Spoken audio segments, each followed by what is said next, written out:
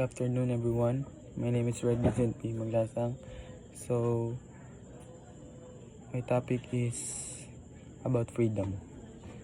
So, before I explain what is freedom, I read the description. So, freedom is the state of being able to act, speak, or think without restraint of interference. It involves having the ability to make choices based on one's desires and belief without being subject to oppressive control, restriction, or correction. It can refer to both individual autonomy, such as personal freedom, freedom of speech, or freedom of religion, and collective freedom, where societies strive to protect human rights, justice, and democracy. At its core, freedom is linked to the idea of self-determination, where people are empowered to live according to their values and pursue their goals in life. However, freedom also comes with responsibilities, as it must be exercised in a way that respects the right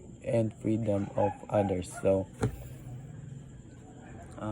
unsa ang freedom? So, ang freedom is in Tagalog, kalayaan. So, freedom is like mabuhat nimo siya tanan, walay mo kuan kanang walay hadlang, mabuhat mo siya tanan sa gustong buhaton, but dapat kabalo pug kamo control sa imong freedom because example, laag ka bisan asa nya muli kag mga 4 AM like that, then ang imong lawas ang bunog kayo kay siyempre wala man kay kulang imong tulog, mamatadeng ka, then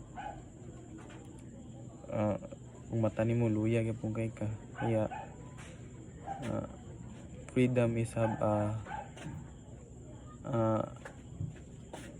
I realize that freedom is have consequences. Yun lang po, thank you.